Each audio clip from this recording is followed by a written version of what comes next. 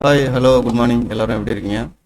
நேற்று என்ன பண்ணோம் அப்படின்ட்டு நேற்று ஈவினிங் ஒரு போஸ்ட் மார்க்கெட் ரிப்போர்ட் போட்டேன். அந்த வீடியோவில் நேற்று ட்ரேட் பண்ண நம்ம எதிர்பார்த்த விஷயங்கள் எப்படி நடந்ததுன்னு எக்ஸ்பிளைன் பண்ணியிருக்கேன். ஸோ இன்றைக்கி என்ன நடக்கும் அப்படின்னு பார்க்கலாம்.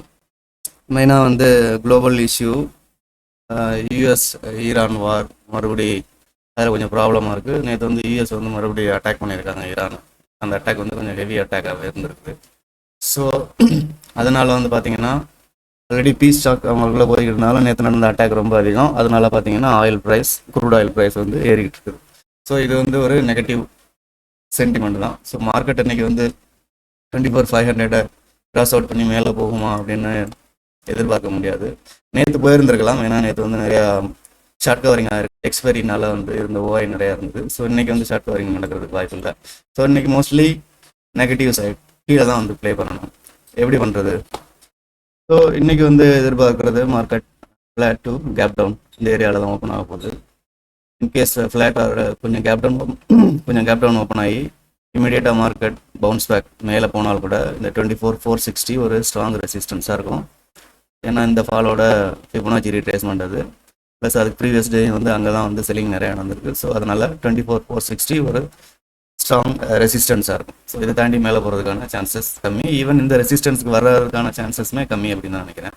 ஸோ நம்ம எதை எந்த ஏரியாவில் நம்ம ட்ரேட் பண்ணலாம் அப்படின்னா, ஷார்ட் ட்ரேட் இந்த ஏரியாவுக்குள்ளார ட்ரை பண்ணணும். அதாவது 24,355 அதுலேருந்து 24,200 வரைக்கும் ஒரு 150 பாயிண்ட் இருக்குது. ஸோ இந்த பாயிண்டில் நம்ம ஷார்ட் ட்ரேட் எடுக்கிறதுக்கான முயற்சிகள் எடுக்கணும்.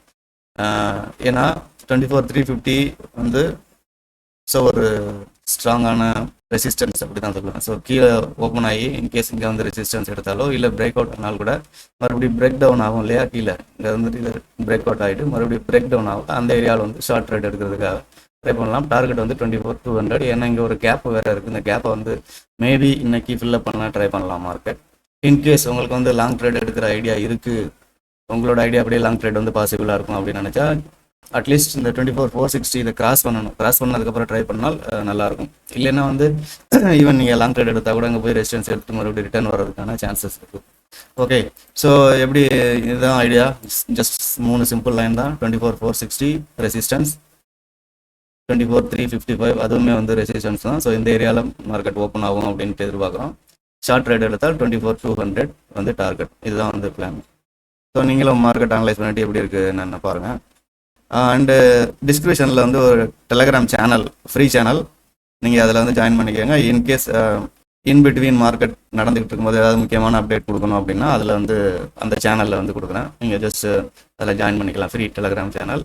ரெகுலராக அதில் மெசேஜ் பண்ண மாட்டேன். இன்கேஸ் அர்ஜென்ட் நம்ம காலையில் டிஸ்கஸ் பண்ணது அதுக்கப்புறம் சேஞ்ச் ஆகுது, மார்க்கெட்டோட ட்ரெண்ட் சேஞ்ச் ஆகுது, அந்த மாதிரி இது இருந்தால் அதில் நான் போட்டு விட்றேன். Okay, thank you.